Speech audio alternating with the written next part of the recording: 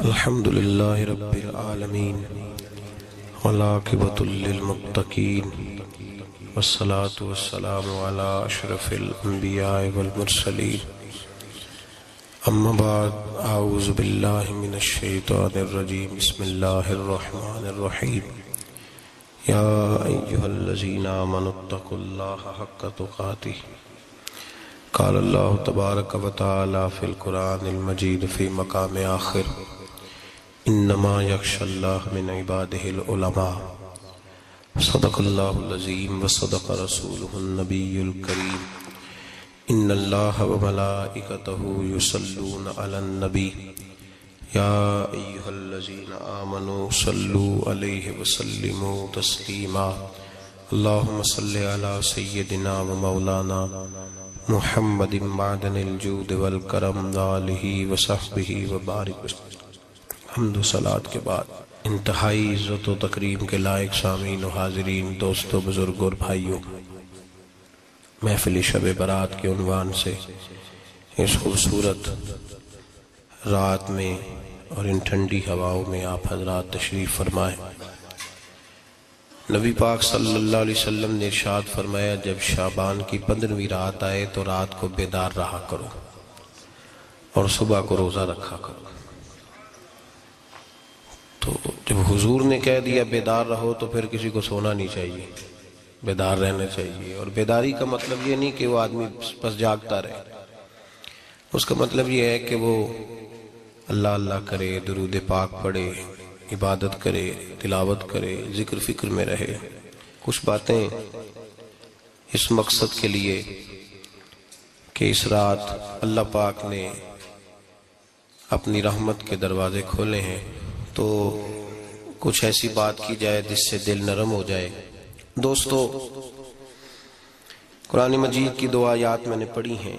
اللہ کریم نے فرمایا، یا ایھا الذین آمنوا اتقوا اللہ حق تقاتہ، اے ایمان والو اللہ سے ڈرو اور اتنا ڈرو جتنا ڈرنے کا حق ہے۔ ڈرو اللہ پاک سے، اور جس طرح تم کسی سے ڈرتے ہو، ڈرنے کا حق ہوتا ہے، وہ حق ادا کرنے کی کوشش کرو۔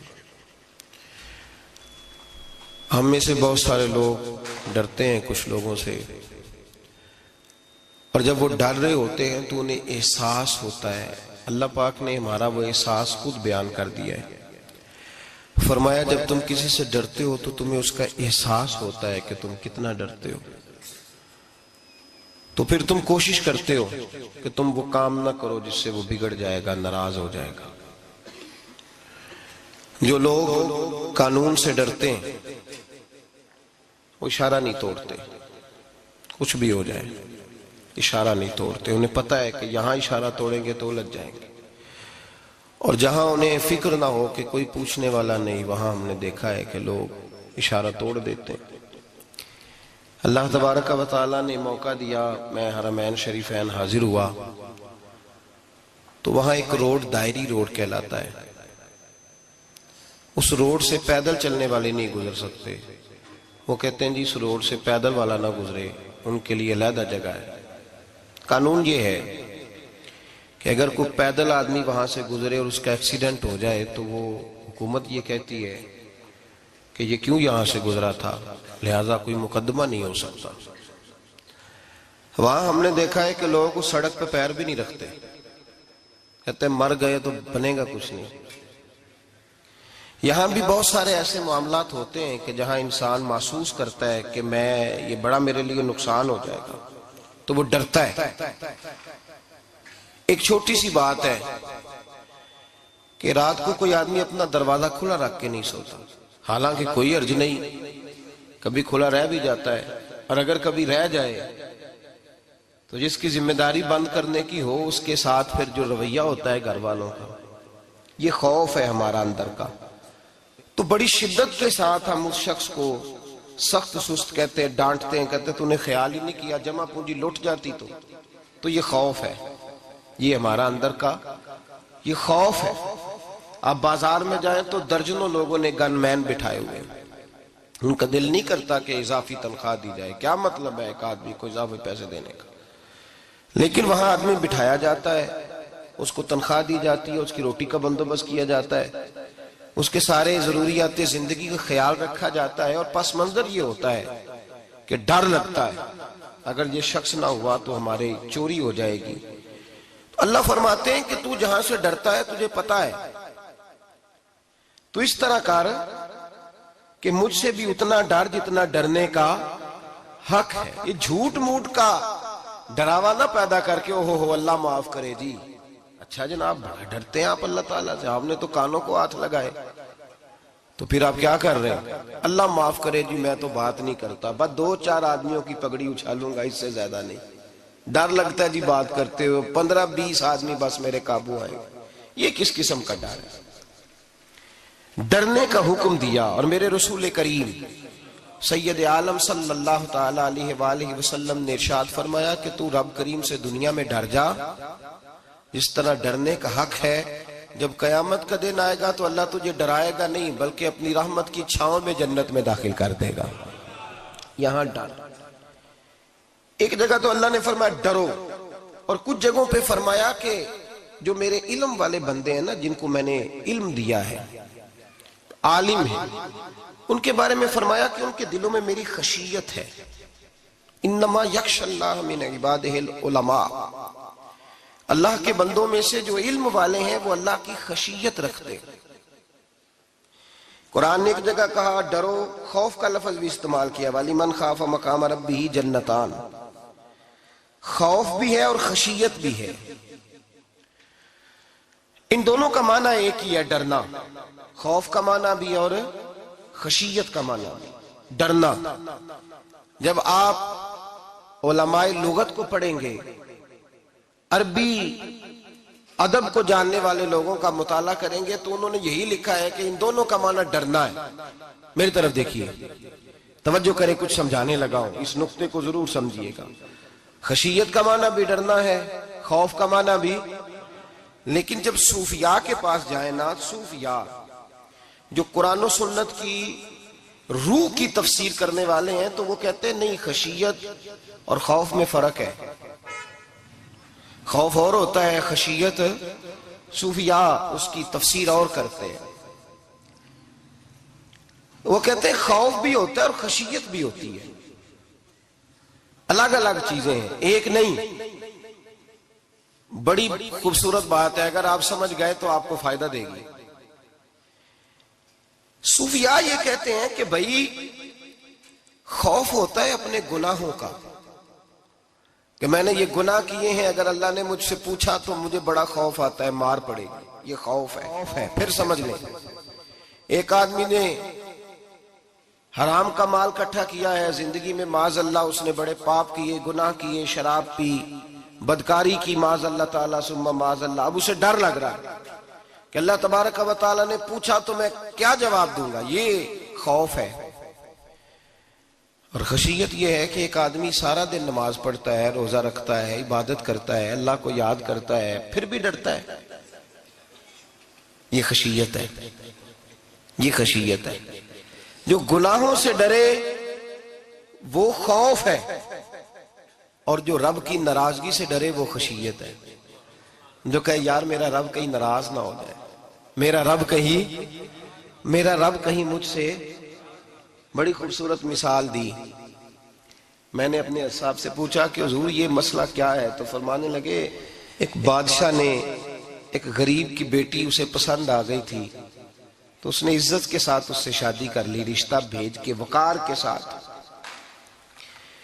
بیٹی کا باپ اپنی بیٹی کے مقدر پر رشک کرنے لگا کہ میری بیٹی کو بادشاہ نے پسند کیا ہے، بادشاہ کے شہزادے نے رشتہ بھیج دیا ہے۔ شہزادہ بیاہ کے لے گیا بیٹی کو، 20 کنیزائیں، نوکرانیاں اس عورت کی خدمت کرنے پہ لگی ہوئی ہیں، توجہ ہے، اس کا ہر حکم ماننے کو تیار ہے۔ لیکن وہ بی بی سویرے بھی رو پڑتی ہے اور شام کو بھی رو پڑتی ہے، روتی رہتی ہے۔ اس سے کسی نے پوچھ لیا کہ بی بی تو روتی کیوں ہے، 20 کنیزائیں ہیں، گھر میں سکون ہے، ہر شے ہے، تو روتی کیوں ہے؟ تو وہ کہنے لگی اصل بات یہ ہے کہ جو کچھ مجھے ملا ہے میں اس کے قابل نہیں تھی، تو میں ڈرتی ہوں میرا سائیں کہیں ناراض نہ ہو جائے، وہ ناراض نہ ہو جائے، میں قابل نہیں تھی، میری اوقات نہیں تھی، یہ من آنم کے من دانم، میں جو ہوں اس کا مجھے پتا تو ہے، اس نے میری حیثیت سے، میری اوقات سے، میرے ظرف سے، میری محنت سے بڑا بڑھ کے مجھے عطا کر دیا، میری چونکہ اوقات سے زیادہ دے دیا تو میں ڈرتی ہوں وہ ناراض نہ ہو جائے، کہیں میری یہ کھیل، یہ جو میں نے گھونسلہ بنایا ہے، یہ کہیں میرا ٹوٹ نہ جائے۔ میرے بھائی، میرے رسول کریم سید عالم صلی اللہ علیہ وسلم کے امت کے اولیاء، صلحاء، صوفیاء، اتقیاء، صحابہ، اہل بیت، یہ لوگ جب روتے تھے تو یہ کوئی اس لیے نہیں روتے تھے کہ یہ آج دوپہر کو چینی میں ملاوٹ کر کے آئے ہیں تو اس لیے رو رہے ہیں رات کو، اس لیے نہیں روتے تھے کہ آج انہوں نے جو شکر بیچی ہے اس شکر کے اندر بورا ملایا ہوا تھا، اس لیے نہیں رو رہے کہ آج 10 15 20 لاکھ رشوت کا مال بینک میں جمع کر، اس لیے تھوڑی روتے تھے، یہ تو اس لیے روتے تھے کہ اللہ تو نے بڑا کچھ عطا کیا ہے، کہیں ہم سے ناراض نہ ہو جانا، یہ تو اس کی خشیت میں رو رہے تھے۔ حضرت داؤد طائی رحمت اللہ تعالی علیہ، حضرت امام جعفر صادق جو نبی پاک صلی اللہ علیہ وسلم کے نواسے، جناب داؤد طائی کی ملاقات ہوئی تو امام جعفر صادق حضور کے نواسے عرض کرنے لگے، داؤد طائی یار میری بخشش کی دعا کرنا، رب مجھے معاف کر دے۔ تو حضرت داؤد طائی رحمت اللہ علیہ فرمان لگے، امام صاحب آپ حضور کے نواسے ہیں، میں نے دعا کرنی ہے کہ آپ نے میرے لیے کرنی ہے؟ تو حضرت امام جعفر صادق رو پڑے، کہنے لگے یار تو نہیں کرنی ہے، اور اسی لیے تو تجھ سے دعا کرا رہا ہوں کہ کہیں ایسا نہ ہو نانا مصطفیٰ کی بارگاہ میں جاؤں تو وہ مجھے کہیں کہ میں کس طرح کا تھا تو کس طرح کا بن کے آیا ہے، یہی تو دعا کرانی ہے کہ میرے لیے دعا کر۔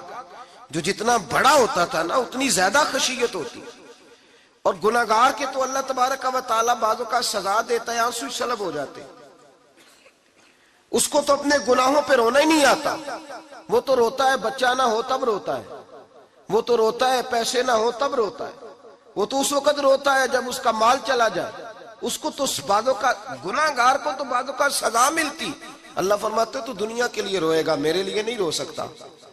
اور جو رب کریم کے بندے ہوتے ہیں انہیں اللہ کہتا ہے تو دنیا سے بے نیاز ہے، تیری آنکھ سے آنسو جب بھی ٹپکے یا میرے لیے ٹپکنا چاہیے یا محمد مصطفیٰ کے لیے ٹپکنا چاہیے۔ آپ اگر اس بات کو تھوڑا سا غور کے ساتھ سمجھے تو تمام اولیاء صلحات کیا یہ رو رہے ہیں، تڑپ رہے ہیں، کیا اس کی وجہ تھی؟ نمازیں کم رہ گئی تھی، روزوں میں کمی تھی، فرائض ادا نہیں کرتے تھے کہ رویا کرتے تھے؟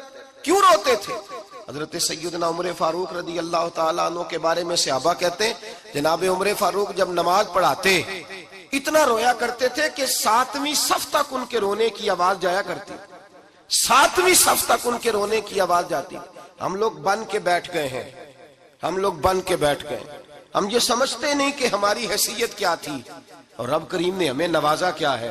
آپ پڑھیے کتابیں، میرے رسول پاک صلی اللہ علیہ وسلم فرماتے ہیں میرا عمر جس گلی سے گزرے شیطان رستہ بدل جاتا ہے، نبی پاک فرماتے ہیں میرا عمر جب تک دنیا میں رہے گا دوزخ کو تالا لگا رہے گا۔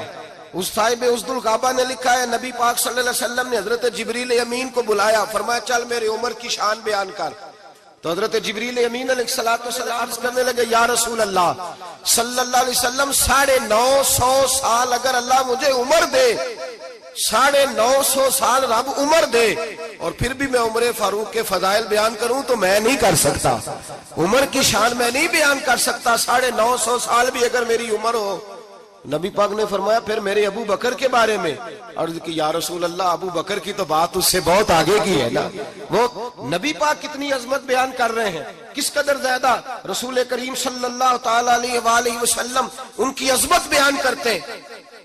حضرت عمر کیا کہتے ہیں، وہ لوگوں کو بتاتے پھرتے ہیں کہ تم نے دیکھا ہے نا میری کتنی عظمت ہے، وہ یہ نہیں کہتے، حضور فرماتے ہیں عمر کی بڑی شان بڑی شان بڑی شان۔ اور عمر کے پاس جب بھی کوئی جاتا ہے کہتے ہیں عمر آپ کا کیا مقام ہے، تو عمر فرماتے ہیں میں تو اونٹ چرانے والے کا بیٹا ہوں، میں تو اونٹ چرانے والے کا بیٹا ہوں، میں تو اونٹ چرایا کرتا تھا، میں تو 10 اونٹ نہیں سنبھال سکتا۔ حضرت فاروق اعظم رضی اللہ تعالیٰ عنہ سے کوئی پوچھتے جناب عمر آپ کا کیا حال ہے، تو آپ فرماتے یہ تو میرے مقدر ہے کہ میری بہن نے قرآن سنایا تو میں در رسول تک پہنچ گیا، ورنہ مجھے پوچھنے والا کوئی نہ ہوتا۔ کبھی جناب علی المرتضیٰ کا بازو پکڑ کے کہتے ہیں علی تو نہ ہوتا تو عمر ہلاک ہو جاتا، بھائی حضور شانے بیان کرتے ہیں. نبی پاک کہتے ہیں میرے ابو بکر نے احسانات کیے, بڑے احسانات کیے, میں نے سب کا بدلہ چکا دیا, ابو بکر کا نہیں چکایا. اللہ کی بارگاہ میں عرض کروں گا یا اللہ تو ہی اسے بدلے دے. اور جناب ابو بکر صدیق سے کوئی پوچھتا ہے ابو بکر آپ کا کیا حال ہے, تو ابو بکر صدیق فرماتے ہیں مجھ سے میرے اندر کا عالم نہ پوچھو, اگر قیامت کے دن اعلان ہوا نا کہ سارے لوگ بخشے گئے ایک باقی بچا ہے, تو مجھے ڈر لگتا ہے اکیلا ابو بکر ہی بچ جائے گا جو نہیں بخشا جائے گا, مجھے ڈر آتا ہے. تو بھائی پن کے بیٹھ گئے لوگ, لوگوں کو پوچھ کر کے دیکھیں, کہتے ہیں کیا پاپ کیا ہے, کیا ہو گیا ہے. خشیت سے کانپتی ہوئی روحیں, تڑپتے ہوئے میرے رسول پاک کے غلام, اولیاء اللہ صوفیاء کرام کے رونگٹے کھڑے ہیں رب کریم کے خوف سے. جو جتنا مالک کو جانتا ہے اتنا کانپ رہا ہے, اتنا ڈر رہا ہے. جس کی آنکھوں سے آنسو خشک ہے, مطلب یہ ہے یہ رب کو جانتا ہی نہیں, اسے کیا خبر اس کا جلال کتنا ہے, اسے کیا خبر اس کا عذاب کتنا ہے, تو کیا جانے. ان بطش ربک لشدید, جب وہ پکڑتا ہے تو بڑا سخت پکڑتا ہے. حضرت عثمان غنی کو 3 دفعہ میرے نبی پاک نے فرمایا جنتی ہے, جنتی ہے. العثمان فی الجنہ, العثمان فی الجنہ, العثمان فی الجنہ, 3 دفعہ حضور نے جنت کی بشارت دی. میرے مصطفیٰ کریم نے فرمایا میرا عثمان گلی سے گزرے تو فرشتے بھی اس کی حیا کرتے ہیں. جناب عثمان غنی جن کو میرے نبی نے 2 بیٹیاں دے کے کہا عثمان میری 100 بیٹی بھی ہوتی, ایک کے بعد دوسری انتقال کرتی جاتی تو میں ساری تیرے نکاح میں دے دیتا. وہی حضرت عثمان غنی قبر پہ کھڑے ہیں حضور کے وصال کے بعد, ایک قبر پہ کھڑے, آنکھوں سے آنسو جاری ہے, داڑھی ساری آنسوؤں سے بھر گئی ہے, روتے ہی جاتے ہیں, روتے ہی جاتے ہیں. غلام کہتا عثمان یار رونا ہمیں چاہیے, رونا ہمیں چاہیے, جن کو کوئی بشارت نہیں اور آپ کو تو 3 بشارتیں, روتے کیوں ہو. جناب عثمان غنی فرمانے لگے جس مصطفیٰ نے مجھے جنت کی بشارت دی اسی رسول نے فرمایا تھا قبر آخرت کی منزلوں میں سے پہلی منزل ہے, آخرت کی منزلوں میں سے پہلی منزل. سوچتا ہوں اگر رب کریم نے عثمان سے حساب پوچھ لیا, حساب کیسے دینا ہے میرے مصطفیٰ کریم نے. یہ تو بات ہے نا جناب عمر کی, یہ تو بات ہے حضرت عمر کی, حضرت ابو بکر کی, جناب عثمان غنی کی. اور جس شیر خدا کے بارے میں نبی پاک نے فرمایا علی منی وانا من علی, فرمایا علی اور میں 2 نہیں, میں علی ہوں اور علی میں ہے. جن کو فرمایا من کنت مولا ہوں فہذا علی مولا, جس کا میں مولا اس کا علی بھی, اس کا علی بھی. جس مولا علی شیر خدا کو یہ درجہ دیا. ولی المرتضی اٹھے ہیں, نماز کا وضو کیا ہے, مصلی کی جانب جانے لگے تو جناب علی کا وجود تھر تھر کانپنے لگا, تھر تھر, چھم چھم آنسو برسنے لگے. حضرت سیدنا امام حسن آگے بڑھے, ابا جی کیا ہوا. فرمایا حسن ڈر رہا ہوں, مالک کی بارگاہ میں جا رہا ہوں, کہیں رب علی کو دھتکار ہی نہ دے, کہیں مالک علی سے حساب ہی نہ پوچھ لے, کہیں اللہ تبارک و تعالیٰ ناراضگی کی نظر سے نہ دیکھے. او بھائی ہم لوگ اتنے دلیر, اتنے تگڑے, اتنے سیاہ, اتنے عقل مند, اتنے گناہوں کے پیچھے پہاڑ ہیں, لیکن مجال ہے کوئی ایک قطرہ وہ آنسو جو ہم نے سنبھال کے رکھے ہیں دنیا داری پہ بہانے کے لیے. کبھی اپنا حساب کر, کبھی سوچ. روز شکوہ کرتا ہے, کہتا ہے میرے پاس پیسے نہیں, گاڑی نہیں, کار نہیں, کوٹھی نہیں, سرمایہ نہیں. کبھی سوچ جو کچھ ہے اگر رب کریم میرے اور آپ کے اعمال دیکھے تو ہماری حیثیت ہے کہ وہ سارا کچھ ہمیں دیا جاتا, ہماری اوقات تھی کہ وہ ہمیں دیا جاتا جو اس نے دیا ہے. ٹٹول کے دیکھیں, عمر گزر گئی شکوے کرتے, ذرا پلٹ کے دیکھیں. اگر ہمارے گناہ اور ہماری نیکیاں اکٹھی کی جائیں تو ہم جزا والے نہیں سزا والے نکلتے ہیں معاذ اللہ. محمود غزنوی بڑا پیار کرتے تھے ایاز کے ساتھ, بڑا پیار کرتے تھے, نوازا کرتے تھے. روز کوئی نہ کوئی تحفہ ملتا تھا ایاز کو. کچھ حسد کرنے والوں نے کہا محمود تو اسے تحفے دیتا ہے اور یہ جنگل میں اسلحہ اکٹھا کر رہا ہے, یہ تیرے خلاف علیحدہ سے فوج تیار کر رہا ہے, کچھ وقت آئے گا یہ تجھے چھوڑ کے علیحدہ سے بادشاہی کا دعویٰ کر دے گا. محمود غزنوی کہنے لگے یہ کس طرح کی بات, کہا تمہیں پتہ ہے کہ ایاز عصر سے لے کر عشاء تک کہاں رہتا ہے. محمود کہنے لگے یار واقعی میں نے کبھی پوچھا تو نہیں. شک کا بیج بو دیا, شک کا بیج بو دیا. محمود غزنوی کہنے لگے اچھا آج میں پیچھا کروں گا, تفتیش کروں گا, تحقیق کروں گا کہاں جاتا ہے. تحقیق کروں گا۔ محمود غزنوی نکلے پیچھا کرنے۔ عصر کے بعد ایاز نے جنگل کا رخ کیا، محمود بھی پیچھے پیچھے ہو لیے۔ کہتے ہیں جنگل کے بیچ جا کے ایک جھونپڑی آئی، اس جھونپڑی کے اندر ایاز گئے، دروازہ کھولا، اندر چلے گئے۔ مجھے بڑا غصہ تھا کہ ہر بات مجھے بتاتا ہے، یہ کیوں نہیں بتائی؟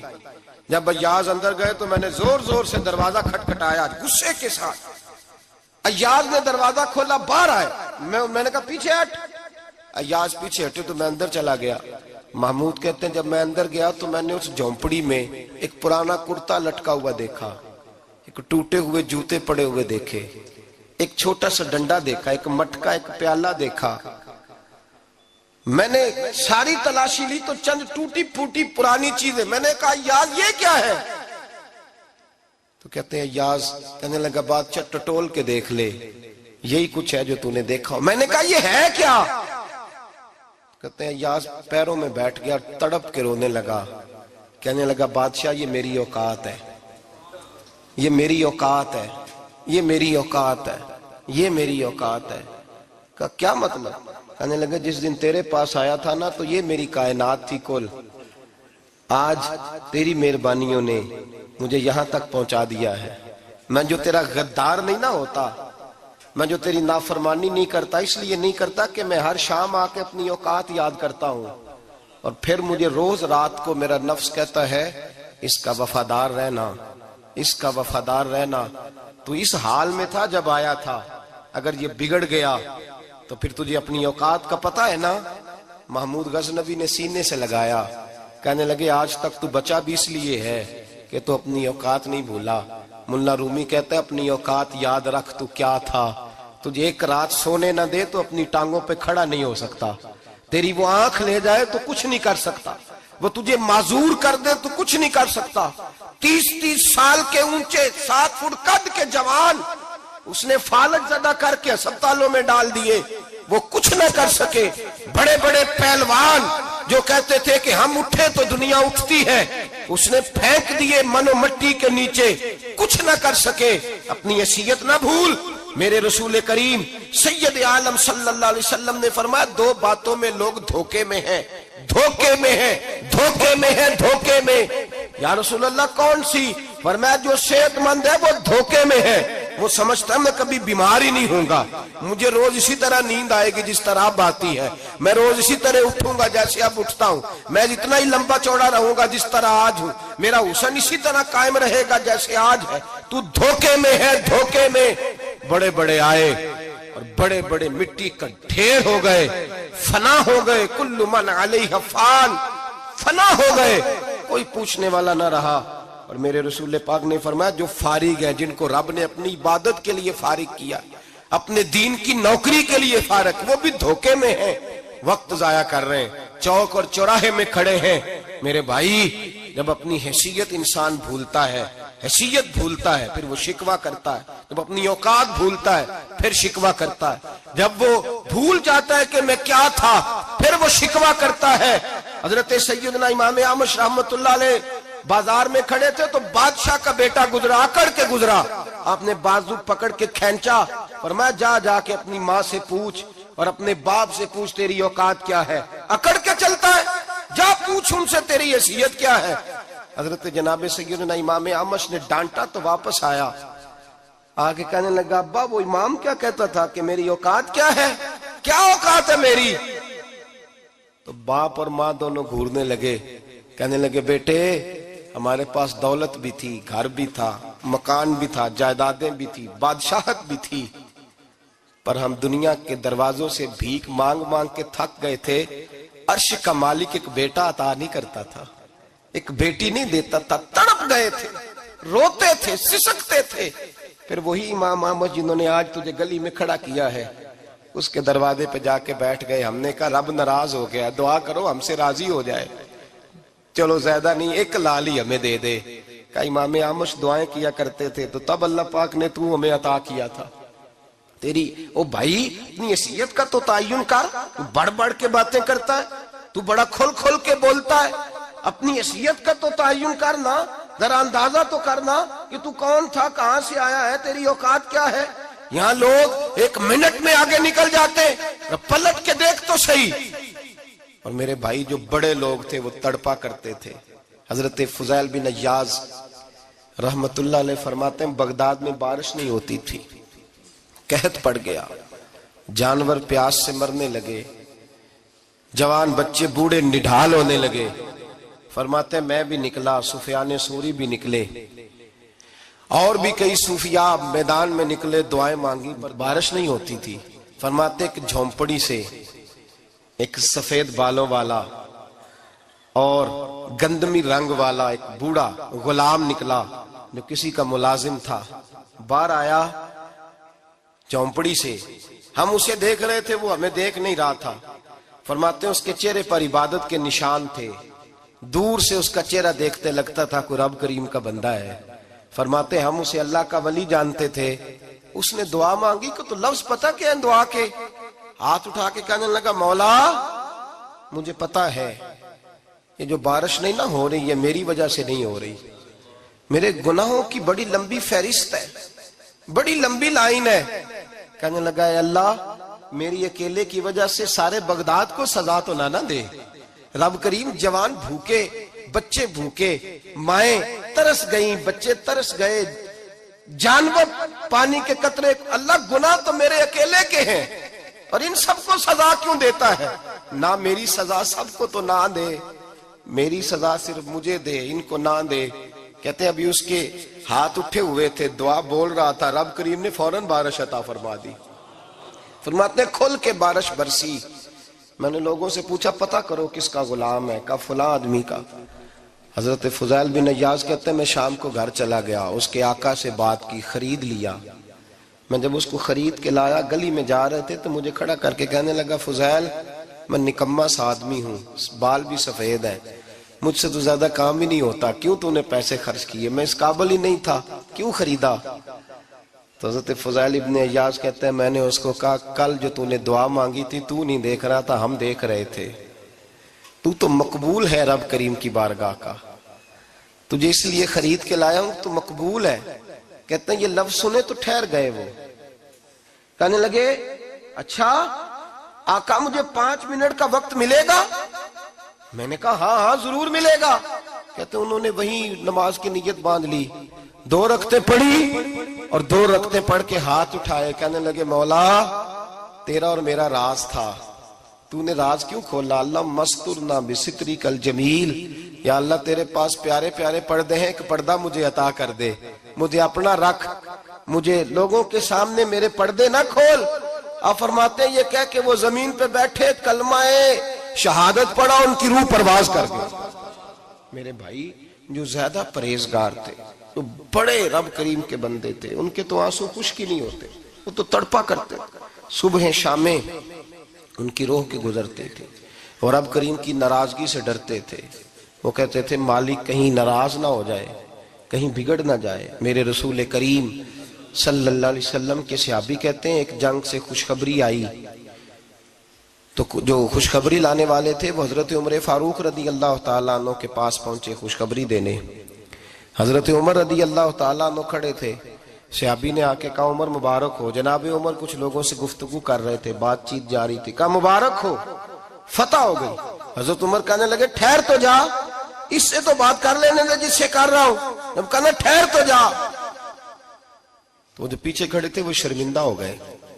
اتنی سی بات ہے نا، چودھری تو بندہ بنتا ہی تب ہے جب 5-10 کی ایک دن کے اندر بےزتی کر لے، پڑھا لکھا تو بنتا ہی تب ہے جو 10-15 کو جاہل کہہ لے، تو بڑا تو بنتا ہی تب ہے جو 5-6 کو نیچا دکھا لے۔ تو یہ ہماری ڈگریوں کا تو مزاج ہی بڑا مختلف ہے، ہم تو اعزاز والے ہوتے ہی تب ہیں جب کچھ چھوٹا ہوگا تو ہم بڑے ہوں گے نا، ہم تو چاہتے ہیں ہمیں کچھ چھوٹا ملے، کسی کو چھوٹا کر کے اس کے قد پہ سوار ہو کے بڑا ہونا چاہتے ہیں۔ اتنی سی بات تھی کہ ٹھہر جانا یار پہلے اس کی تو سن لینے دے۔ وہ شرمندہ ہو گئے صاحب۔ جب وہ شرمندہ ہوئے تو سیدنا فاروق اعظم دوڑے گئے۔ صحابہ کہتے ہیں گارا تھا، کیچڑ تھا، اس گارے میں سر رکھا، سجدہ کرنے لگے، اٹھے، کہنے لگے مولا اپنے عمر سے ناراض نہ ہو جانا، یہ کل تک اونٹ چرایا کرتا تھا، آج تیری مخلوق کو شرمندہ کرنے لگ گیا ہے، یہ اپنی حیثیت ہی بھول گیا، اسے خبر ہی نہیں کہ یہ کیا تھا۔ یہ آج تیری مخلوق کو شرمندہ کرتا ہے؟ اللہ اپنی عمر سے ناراض نہ ہو جانا۔ وہ شخص کہتے ہیں پیچھے آ کے کھڑا رو رہا ہوں۔ میں نے کہا عمر کیا کر رہے ہو؟ فرمایا نہیں یار، میں نے تجھے شرمندہ کیا ہے، یہ میں بھول گیا تھا کہ میں کیا ہوں۔ بھائی اپنی حیثیت کا تعین کریں، آؤ آج اپنی حیثیت کا تعین کریں، دیکھیں ہم کہاں تھے، کہاں بیٹھے، پلٹ کے دیکھیں کیا تھے ہم، کیا ہیں، راتیں کہاں گزرتی ہیں، صبح کہاں بیتتی ہیں۔ ایک لمحے کے لیے پلٹ کر اپنے ظلم، زیادتیاں، جھوٹ، غیبتیں، بے حیائیاں، اپنی زندگی کے امور کا اگر ہم یک نظر جائزہ لیں، پیچھے پلٹ کے دیکھیں تو حضرت جناب سیدنا غوث اعظم جیلانی رضی اللہ تعالیٰ عنہ فرمایا کرتے تھے اگر لوگ اپنے گناہ یاد کریں تو وہ پریشان ہو جائیں کہ ہمیں پانی کا قطرہ کیوں مل رہا ہے، وہ اگر اپنی غلطیاں یاد کریں تو انہیں احساس ہو کہ ان کا سانس کیسے چل رہا ہے۔ بھائی اگلی بات سنو گے تو اور حیران ہو جاؤ گے۔ حضرت غوث اعظم رضی اللہ تعالیٰ عنہ فرمایا کرتے، آپ فرمایا کرتے کہ اب خیال آتا ہے، اب سوچ آتی ہے کہ رب کریم نے کتنی ڈھیل دی ہوئی ہے۔ ہم ہیں کہ سمجھتے ہیں یہ میری عقل مندی کا کمال ہے کہ مجھے سارا کچھ نافرمانی کے باوجود بھی مل رہا ہے۔ بھائی خشیت الہی پیدا کریں۔ جتنا بندہ بڑا ہوتا تھا اس کے دل میں خوف بھی اللہ کا وہ جانتا تھا۔ حضرت امام اعظم ابو حنیفہ بیٹھے تھے تو ایک بی بی فتویٰ پوچھنے آئی۔ بی بی روز خاوند سے مطالبہ تو کرتی ہے، فلاں چیز چاہیے، فلاں چیز چاہیے، اللہ کرے وہ یہ مطالبہ کرنے لگ جائے کوئی شے نہیں چاہیے، جو چاہیے حلال کا چاہیے۔ آمین تو کہہ دے۔ اللہ کرے بی بی یہ مطالبہ کرنے لگ جائے سوکھی روکھی چاہیے پر چاہیے مجھے جائز دینا، بے شک ایک وقت دینا۔ اللہ کرے یہ مطالبہ ہونے لگ جائے، شب برات کی بڑی مقدس رات، اللہ کرے اس رات یہ مطالبہ ہونے لگ جائے۔ ایک بی بی آئی خاتون، چرخہ کاٹتی ہے، سوت بناتی ہے، حضرت امام صاحب سے مسئلہ پوچھنے آئی۔ کیا مسئلہ پوچھا اس نے؟ کہنے لگی حضرت جی میں نا رات کو اپنی چھت پہ بیٹھ کے چرخہ کاٹتی ہوں، سوت بناتی ہوں، 14ویں رات کا چاند جب چڑھا ہوتا ہے تو اس کی روشنی میں چرخہ کاٹتی ہوں۔ کئی دفعہ نا بادشاہ کا لشکر میری گلی سے گزرتا ہے، بڑے بڑے لالٹین انہوں نے پکڑے ہوتے ہیں، بڑے بڑے روشن دان، بڑی بڑی ان کے اندر روشنی ہوتی ہے۔ تو حضرت جی کئی دفعہ نا وہ جب گزرتے ہیں تو ان کی روشنی میں بھی میں کچھ سوت بنا لیتی ہوں۔ مسئلہ یہ پوچھنا تھا کہ اس روشنی میں میں جو سوت بناتی ہوں اس کی کمائی میرے لیے جائز ہے کہ ناجائز ہے؟ اس کی روشنی میں حضرت امام اعظم نے اللہ اکبر کا اور چھم چھم آنسو گرنے لگے۔ حضرت امام صاحب نے اپنا گریبان پکڑا اور کھینچا، قمیض پھٹ گئی۔ کہنے لگے بی بی مسئلہ چھوڑ، تو پہلے بتا تو ہے کون، کہاں سے آئی ہے، کون ہے، بتا۔ تو کہنے لگی میں حضرت بشر آفی کی ہمشیرہ ہوں، میں حضرت بشر آفی، وہ جو درویش ننگے پیر نہیں پھرتا رہتا بغداد کی گلیوں میں، میں اس عظیم بھائی کی بہن ہوں، بشر آفی کی ہمشیرہ ہوں۔ تو حضرت امام اعظم فرمانے لگے کوئی اور بی بی آتی تو اس کے لیے جائز تھا، کیونکہ وہ جان بوجھ کے تو کسی کی روشنی نہیں استعمال کرتی، خود آتی ہے، کوئی اور آتی تو جائز تھا۔ تیرا مقام بڑا ہے، تیرے لیے جائز نہیں، تیرے لیے جائز نہیں، تو اپنی حیثیت کا تعین کر، یہ تیرے لیے درست نہیں۔ بھائی بڑا تو تب ہوگا جب تیری احتیاط بڑی ہو جائے گی، بڑا تب ہوگا جب تیرا تقوی بڑا ہو جائے گا، بڑا تو تب ہوگا جب تو حلال حرام کے معاملے میں باریک باریک چیز کا خیال رکھے گا۔ اور اگر تو کہ خیر ہے دیکھی جائے گی، ساری دنیا کر رہی ہے، ساری زمانہ کر رہا ہے، فلاں بھی کر رہا ہے، وہ خدا کے بندے یہ کس طرح کا معاملہ ہے، یہ کس طرح کی جمہوریت ہے؟ اپنے آپ کو سمجھائیں اور میرے عزیز خشیت والی زندگی پیدا کریں، تقوی والی زندگی پیدا کریں۔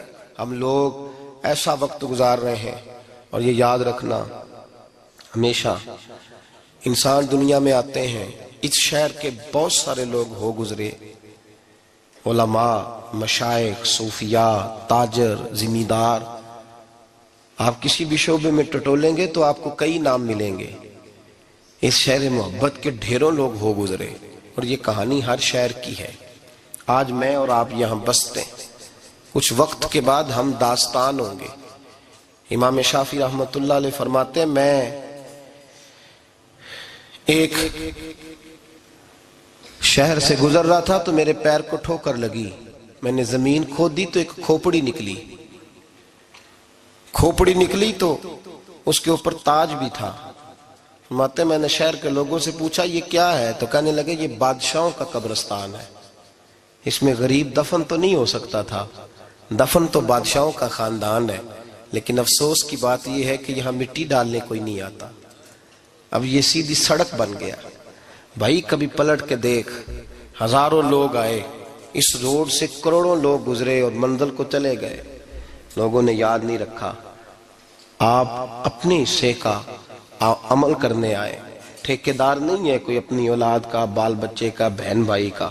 حق ضرور ہے، ان کے لیے محنت ضرور کرے گا، لیکن اس کو یہ اجازت نہیں ہے کہ وہ کہے کہ میں اب بڑا ذمہ دار ہوں تو میں نے 20 کروڑ بینک بھر کے جانا ہے۔ حضرت عمر بن عبدالعزیز رحمت اللہ تعالیٰ علیہ کے انتقال کا وقت آیا تو اپنے بیٹوں کو بلایا، فرمانے لگے بیٹو تمہارا باپ بزدل تھا، تمہارے لیے کچھ کر نہیں سکا۔ کہا ابا جی کیا ہوا؟ فرمانے لگے بیٹے میں بزدل تھا، جہنم سے ڈر گیا، تمہارے لیے کوئی بینک بیلنس اکٹھا نہیں کر سکا، میں تھوڑا دلیر ہوتا، دوزخ سے نہ ڈرتا تو تجوریاں بھر کے جاتا۔ پرانے بادشاہ محل چھوڑ کے گئے ہیں پر میرے پاس کچھ نہیں ہے، بادشاہ ہونے کے باوجود میں فقیر ہوں، خالی آ جا رہا ہوں، بزدل جو تھا۔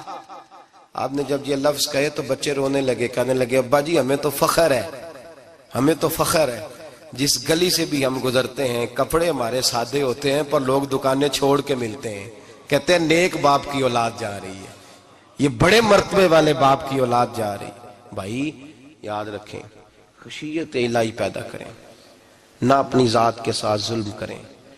اگر آپ کوئی بھی غلط کام کرتے ہیں تو اس کا جواب آپ نے دینا ہے۔ اگر آپ نے 1 کروڑ روپیہ ناجائز کمایا ہے تو وہ اللہ آپ سے نہیں، آپ کے بچے سے نہیں پوچھے گا، بیوی سے نہیں پوچھے گا، بہن بھائی سے نہیں، وہ آپ نے جواب دینا ہے۔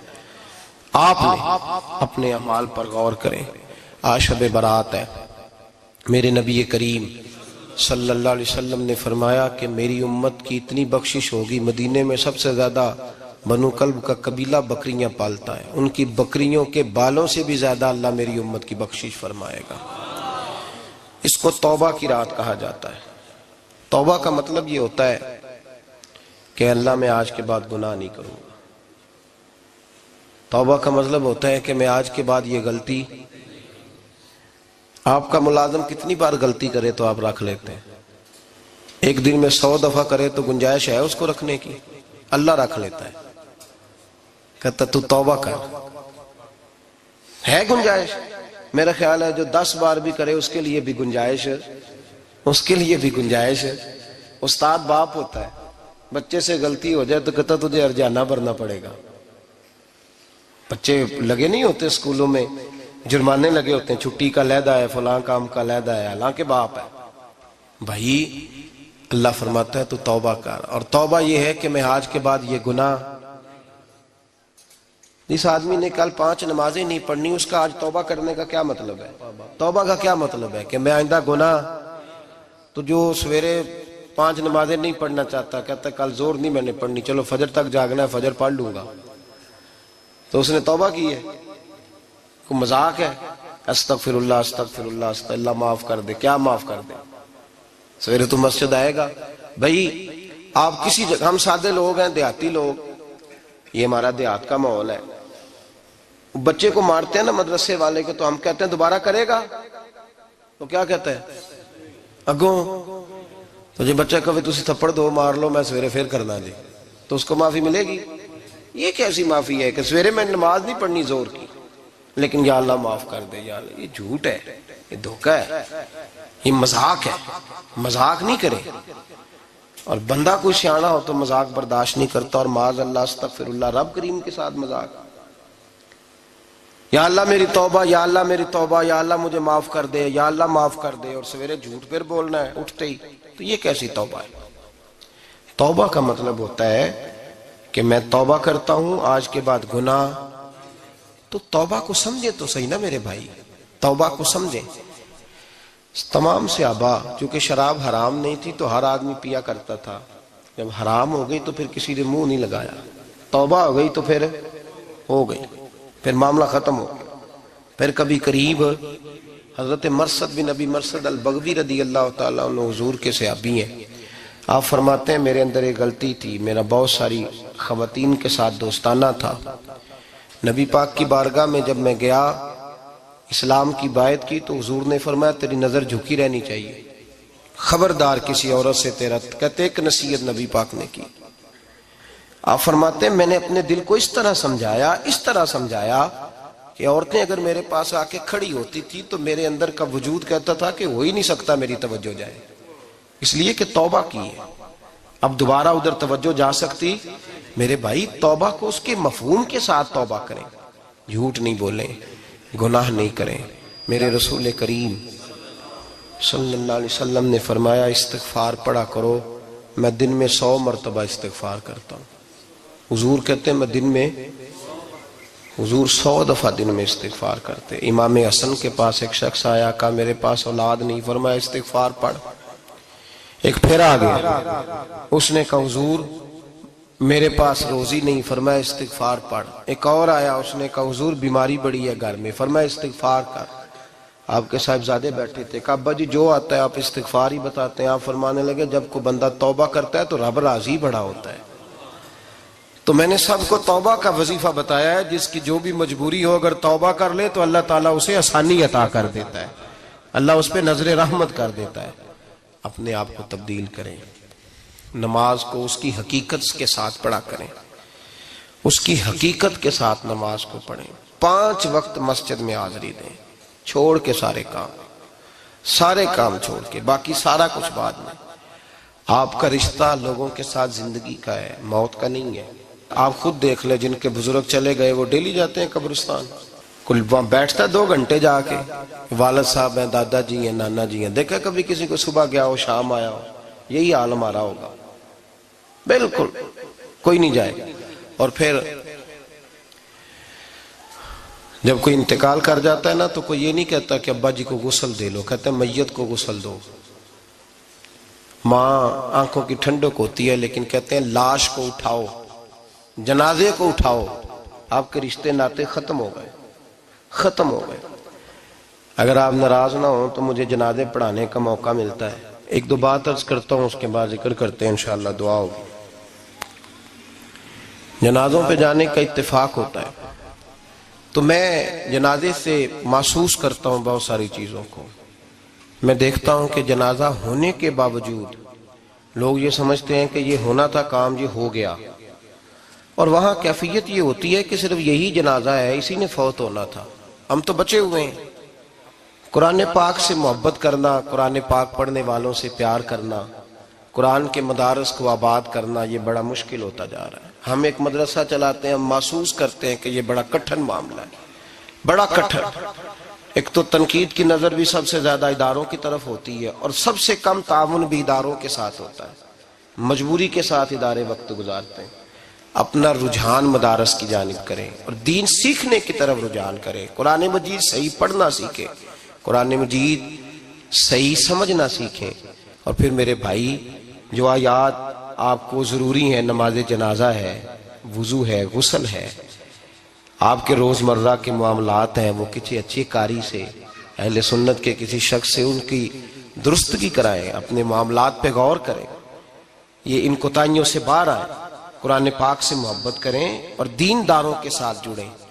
ایک گزارش آپ سے اور کرنی ہے، اس کو بھی کھلے دل کے ساتھ سنیے گا، کھلے دل کے ساتھ. یہ شب برات کی رات ہے اور میں ذمہ داری کا مظاہرہ کرتے ہوئے بات کرنا ضروری سمجھتا ہوں. آپ کسی پیر صاحب سے ملیں، کسی آستانے پہ جائیں، یہ کچھ گزارشات ہیں، بات میری ختم ہو گئی وہ کر کے میں دعا کرنے لگا ہوں. تو شریعت اسلامیہ کا ضرور پاس اور لحاظ کریں. یہ دیکھیں جس صوفی کے پاس، درویش کے پاس، جس کو آپ پیر سمجھ رہے ہیں، اسے کوئی قرآن حدیث بھی آتا ہے، وہ کوئی سنت شریعت کا بھی پابند ہے. میری اپنی جماعت سے ہاتھ باندھ کے گزارش ہے، خدا را اب بس کر دیں. بڑی تباہی ہو گئی اور لمبی چوڑی ہو گئی، تھک گئے ہم کہہ کے. لوگ سمجھتے نہیں اس چیز کو. اعلیٰ حضرت فاضل بریلوی نے لکھا ہے، ادھر دیکھیں، اعلیٰ حضرت نے لکھا ہے کندھوں تک بال رکھنا جائز ہے، کندھوں تک، کندھوں سے نیچے رکھنا حرام ہے. کیسے اس شخص کو لوگ پیر مان لیتے ہیں جس نے داڑھی سنت سے چھوٹی رکھی ہوئی ہے؟ بال بڑے رکھے ہوئے، یہ ملنگ صاحب ہے، ان تماشوں سے باہر آ جائیں، اللہ تبارک و تعالیٰ کی بارگاہ کی طرف رجوع کریں۔ ہم دم کے قائل ہیں، درود کے قائل ہیں، میں سارا دن پتہ نہیں 20 تعویذ لکھ کے دیتا ہوں، ہمارے بزرگوں کا طریقہ ہے، یہ چیزیں جائز ہیں، ان کی شریعت میں اصل ہے، دلیل ہے، لیکن کل دین یہ نہیں ہے۔ اپنے آپ کو بچائیں اور علم کی طرف رجوع کریں، تقوی کی طرف رجوع کریں، ان ظالموں سے، بہروپیوں سے اپنے آپ کو بچائیں۔ اور میں ان لوگوں کو بھی دعوت فکر دیتا ہوں جو ہمیں روز آ کے کہتے ہیں یہ تمہارا پیر تو یہ تمہارا پیر، جب ہم خود کہہ رہے ہیں ہمارا نہیں، تو ہم کسی شرابی کبابی کو اٹھا کے کہہ دیں یہ تمہاری جماعت کا بندہ ہے تو تم رکھ لو گے؟ کہو ہم اگر کہہ دیں تمہاری جماعت یہ درس دیتی ہے تو تم مان لو گے؟ یہ کیا بات ہوئی؟ اگر کسی جماعت کا کوئی شخص غلط ہے، اور ہم درباروں والے نہیں، ہم تو مسجدوں والے لوگ ہیں، دربار تو ایک ضمنی چیز ہے، بن بھی جائے تو ٹھیک ہے، ورنہ تو میرے نبی پاک نے فرمایا ہر مومن کی قبر جنت کا باغ ہوتی ہے، تو اندر دربار ہی بنا ہوا ہے، جنت کھلی ہوئی ہے، اوپر بلڈنگ بننا اتنا ضروری کام؟ مہربانی فرمائیں ایک تو اپنے آپ کو دین کی طرف راغب کریں، رمضان شریف آئے گا اپنی اصلاح کی کوشش کریں، اور جب کسی دینی مجلس میں جائیں تو روح کی دنیا لے کر کے جائیں، کچھ سیکھنے کے ارادے سے جائیں، کچھ درس لینے کے ارادے سے جائیں، جمعے پڑھیں، دروس سنیں، تو کچھ لینے کے ارادے سے جائیں، اور دین کی خدمت میں اپنے حصے ڈالنے کی کوشش کریں۔ اس سے صرف چندے کا معاملہ نہیں، اس سے مراد یہ ہے کہ اپنی اولاد کو، اپنے بچے کو، اپنے آپ کو دیندار بنائیں، یہ آپ کا دین میں حصہ ہوگا، یہ آپ کا دین کے ساتھ تعاون ہوگا۔ آخری بات میرے بھائی آپ حضرات سے یہ ہے، اس کو ضرور سمجھیں، خواتین کو پردے کا پابند کریں، ان کو پردہ داری سکھائیں۔ پردہ شریعت میں ضروری ہے، اور جواب دہ عورت نہیں ہوگی، اس کا خامند ہوگا، اس کا باپ، اور اس کا اگر بھائی بڑا سربراہ ہے تو وہ جواب دہ ہوگا کہ عورت بے پردہ کیوں نکلتی ہے۔ تہذیب کے نام پر بد تہذیبی نہ کریں، خبردار کوئی ایسا کام نہ کریں جسے اللہ رسول ناراض ہو۔ ان کو پردے کا پابند کریں، بغیر برقعے کے، بغیر مکمل نقاب کے، بالکل عورت کو اجازت نہ دیں گھر سے نکلنے کی، سختی کریں، اور ان کو سمجھائیں کہ ہمارا تعلق یورپ کے ساتھ نہیں، ہمارا تعلق خاتون جنت حضرت فاطمہ الزہرا کے ساتھ ہے، ان کو پابند کریں۔ اور یہ میں ذمہ داری سے بات کہہ رہا ہوں، مرد ذمہ دار ہے اگر اس کی عورت با پردہ نہیں ہے، وہ ذمہ دار ہے، اور اللہ کی بارگاہ میں اس کی کوئی بات قابل قبول نہیں ہوگی۔ اور شب برات کی رات اتنے لوگ گواہ ہیں کہ یہ پیغام آپ کو پہنچایا گیا، آپ کو پہنچایا گیا، آسمان زمین اور ہوا گواہ ہے کہ ہمیں یہ بات پہنچائی گئی کہ ہمیں ان کو پردہ کرانا ہے۔ ذکر ہوگا، ذکر کیا ہے؟ ذکر ہے اللہ کو یاد کرنا۔ اور میرے نبی پاک صلی اللہ علیہ وسلم نے ایک حدیث میں فرمایا رب کا ذکر اس طرح کرو کہ لوگ تمہیں دیوانہ سمجھیں۔ یہ لوگ باتیں کرتے ہیں تو کھول کھول کے، اللہ کے ذکر کی باری آتی ہے تو تھک سے جاتے ہیں، تھک کے ذکر نہیں کریں، ذکر کریں تو پوری دل جمی کے ساتھ، سرور کے ساتھ، کیف کے ساتھ۔ اور آج کر کے تو دیکھیں بھلا ذکر میں ہوتا کیا ہے، یہ لذت کیا ہے، یہ کیف کیا ہے۔ میرے بچے چھوٹے مجھ سے کہتے ہیں ذکر لمبا کرایا کریں، بیٹا اکثر مجھے کہتا ہے ذکر جو ہے نا وہ جب آپ بڑا لطف آتا ہے ذکر میں، ذکر تو ایک کیفیت ہے، لگ جائے تو اس کا ایک اپنا ذائقہ ہے، تو ذکر کریں اللہ کا، درود شریف پڑھیں۔ دعا کیا ہے؟ آج لائٹ کو بند کر کے جب ہمارے ہاں ذکر ہوتا ہے، دعا ہوتی ہے، تو ہمارے بزرگ یہ کہتے ہیں ہم ثابت یہ کرنا چاہتے ہیں کہ ہم مجمع میں نہیں بیٹھے، یا اللہ تیری بارگاہ میں بیٹھے ہیں، ہمیں تو ساتھ والا دیکھ نہیں پا رہا۔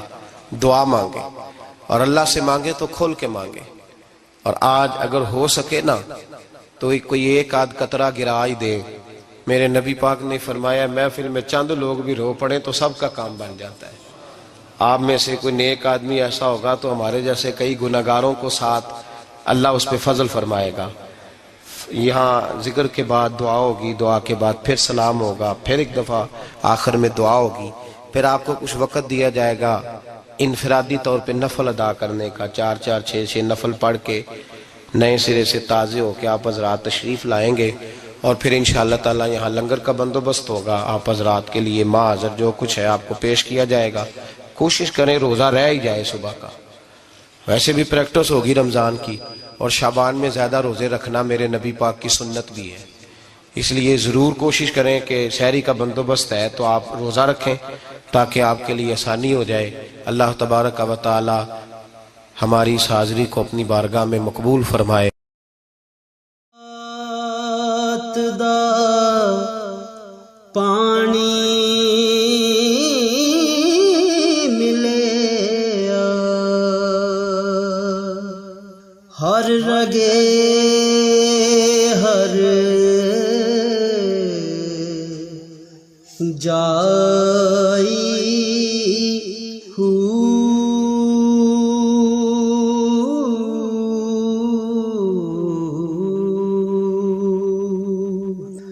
اندر بوٹی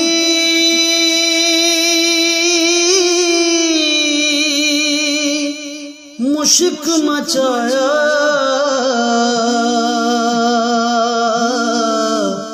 جان پھولن تے